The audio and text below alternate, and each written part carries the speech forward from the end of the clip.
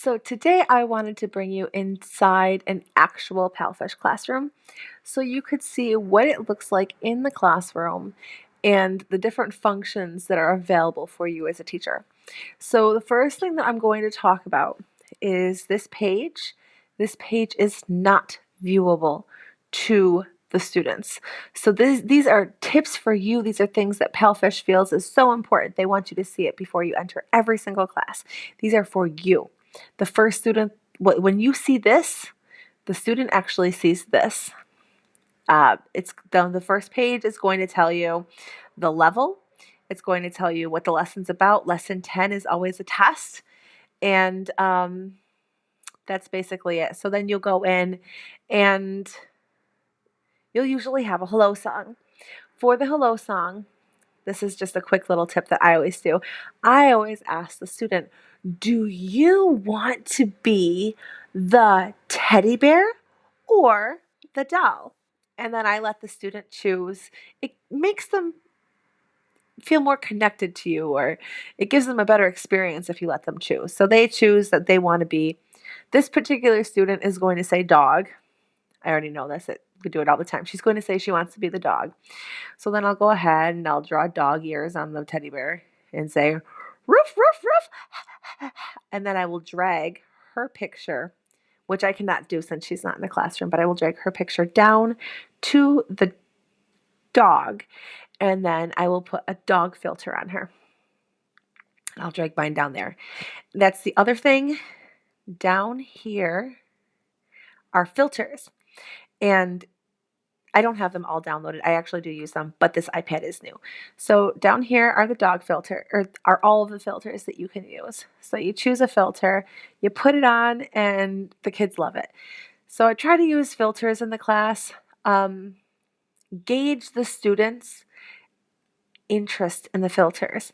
So if they're trying to take it off, get rid of the filter. Don't make a big deal out of it. Just come in and keep going and act like it never happened. Don't make a big deal out of it. Some kids, it's very distracting. Some kids hate them. Most kids love them. Not all kids do. So if it's distracting, just get rid of it really quick. Obviously, that's the play button. It's going to play the hello song.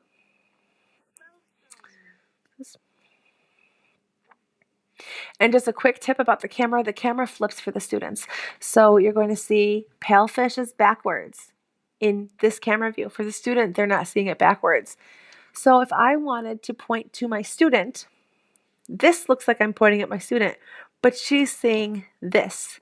So if I'm ever doing something in my camera, I want to do it backwards for the student. So I'd say, hello, how are you? Like, if I ever wanted to point to her, I'll just point that way. Just a quick little tip. I know that that's really confusing for a lot of teachers when they first start. And you could hit this little I button for information. Let me change that. I don't want brown. Hit the little I button for information. It's going to tell you the student's name, how old they are, what lesson they're on, and any tips that are coming from sales teams or head teachers. So for example, this one says that the student's level may have been changed. It actually has not. But it might say this. I'm wondering if it actually says that because all of the levels' names changed. But she's in the same level. I've been teaching her since her trial, and she's gone through pre-K and she's gone through K, which the level, or she's gone through from the very bottom. And she's on unit 4 of, yeah. She's gone quite a ways.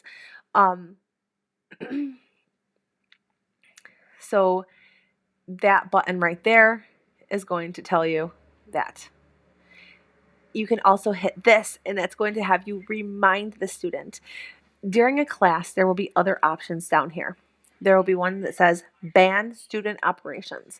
That means that the students cannot do any of the games. So let's come in real quick. Okay, so take this for example. There's really no games in this one, but this check mark is able to be moved around. So if I hit ban student operations, the student can no longer move this. This is really good for the spinny wheels that you have in classes. because some kids just want to spin and spin and spin and spin and spin and spin and spin. What I do during those is I will just take their picture and put it over it. But now there's actually something that will be down here where it says remind student during class time, and it will allow you to, you can turn off their pen and you can ban all of their operations. So they can't do any of that. So that's really good. Down here on some slides, it will say good or bad. This is not evaluating the student's performance, it's evaluating the slides. So if the student was able to circle that this was a doll, but she couldn't understand how to move this, this is feedback down here that PALFISH is going to use to improve the quality of their games and the content. So that's what that is. When you come up here, you're going to see it's a little circle, and it has a picture of like a sun and mountains. That's pictures. Come here, there's your whiteboard. If you ever want to use the whiteboard, there's actually a whiteboard built into the classroom, which is pretty awesome. Just for fun's sake, I'm going to put on a filter. Which filter do I want? I think I should be a duck. Right? They are fun. Up here, you've got many different functions. I already showed you the pictures. Then you have this little magnifying glass, which is exactly what it seems like. You can zoom in and zoom out. You have this little thing that looks like a paintbrush. I think it's like a broom. I think it's supposed to be a broom because it clears it. If there's a lot of things that students have to drag around and move, and instead of moving everything back one by one, you can just hit the refresh button and it will refresh it to what you were doing before. And the pens will obviously change the pen color. So that's pretty good too. You can change the color of the pen. This button gives stars, and this is a chat room. Now, obviously, this is a lower level student. She's 4 years old. She's not going to be chatting with me anytime soon in a chat room through text messages. However, a lot of times my older students will want to express something to me that they just don't know how to do. This chat room function is really good. They can come in here and they can write whatever they want to. In it, you hold, so just take your finger and hold what they wrote in Chinese and then click translate, and it will translate it for them. A lot of times, students will say this, and that means they want you to look at the chat box, like if you didn't see because there will be a little red dot on it if they send you something. But a lot of times they'll try to draw it, or they'll call it the little classroom, or they'll say, teacher, look what I sent you. I get pictures from students all the time. They want to show me pictures of something, and they'll do it that way. The timer is really cool. I can't use it when they're offline, so I can't do it. But it's a countdown timer. So you can click 5, 10, 15, 20 seconds, I believe are the choices, and it will give them time to finish up whatever they're doing. So ways that I use this is for coloring, for students that like to take a long time coloring. Boom, they've got 20 seconds to color, and then they have to beat the clock. For students that walk away from the camera, you better get back. It's counting down. They want that good job when they come back. Because if you click underneath it, so you click the timer, and then it will have the countdown, and it says done or something here. If you click that, it'll say, well done, or good job, and something will like pop up on their screen. So it's really, really cool for them. They do like that. I like it too. If I have a student that just really, really, really likes to get focused in on something that is not helping the classroom experience, I like to use that. The teacher's guidance, if you click that, it's going to tell you, now this is for the slide previous, but it's going to tell you what they want you to do. So if you've never taught this class before and you're like, I don't know what they want me to do on this slide, check that. It's also good for when you're practicing, when you're a brand new teacher and you're practicing your classes. I'm going to go back to a different filter because there's so many and they're so cute. And now What else would we like to talk about? The report button. The report button is very, very important. So with the report button, there might be some times in class where you have some issues coming out in class. They can be behavioral issues. Uh, they can be tech issues. They can be pretty much anything you can think of. So the report button, they're actually going to they're going to read it. So you can report something in class and it will have you select. So I can't see the student. The student's video freezes. I can't hear them. The pens aren't working. Things aren't dragging. There's grammar mistakes in the slides. The slides are not suitable for the student. I can't see the slides. The slides are laggy. Other problems.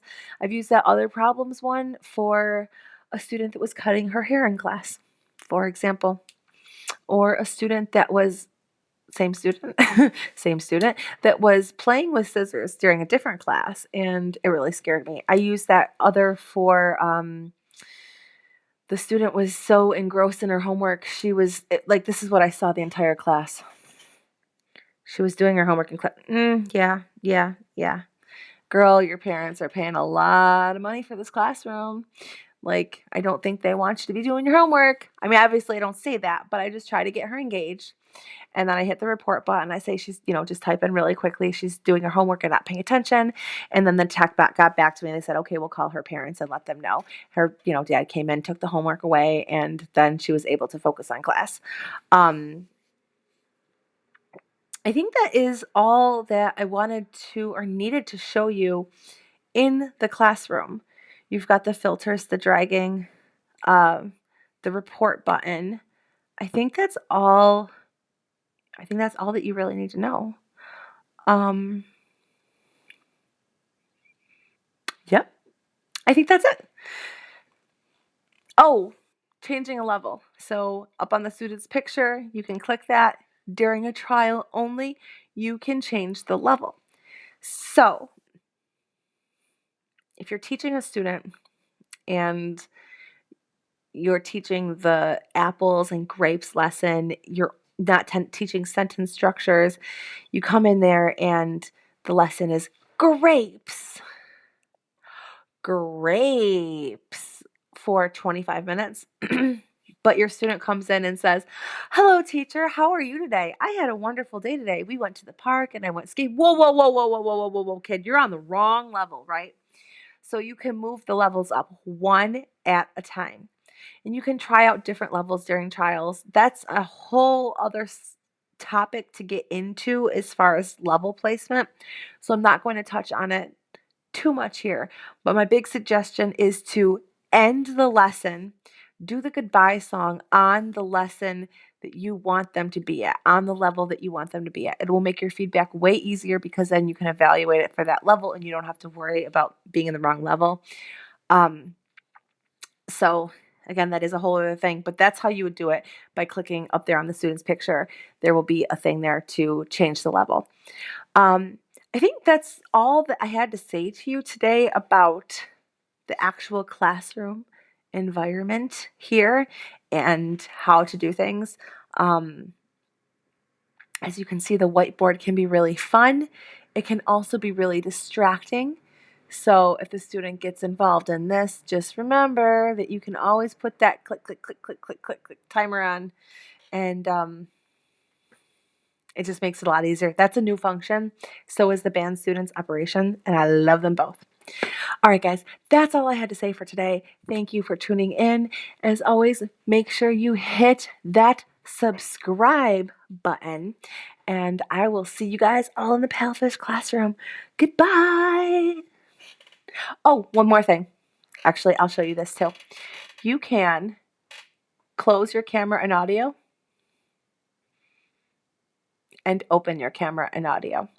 I recommend to go into your settings, and I'll put the link to my video on how to do that right here somewhere so that you can go in your settings and change that so that your video does not start when you enter the classroom. And then same thing if you come in and practice, like say I'm in here practicing, this class doesn't start for 3 days.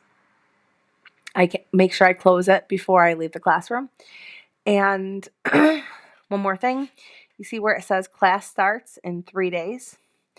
That's your timer. Your timer is going to be up there once class actually starts. Class does not start until 0 minutes. It does not end until a minimum of, it has to say 25 minutes. So if your lesson is at 8 o'clock, okay, and you came in at 7:55 and you taught until 8:20, you're going to get fined for leaving early because the timer is not going to say 25 minutes. The timer is going to say 20 minutes because it goes from 8 o'clock to 8:20. So make sure these timers, these 2 times here, do not always sync up. They might be a minute off. So same thing if you come in the classroom late. If you're a minute late, then you're going to have to teach until 8:26 or whatever it may be. So don't be late. You don't want to be late anyways. All right, that's all I got for you today. If you like this, make sure you give this a big thumbs up. If you have any questions that I did not answer, feel free to drop them in the comments below, and I will get to them and answer them as well as I possibly can. All right, guys, I will see you guys a little later. Now I'm really out. Bye, guys. Close video.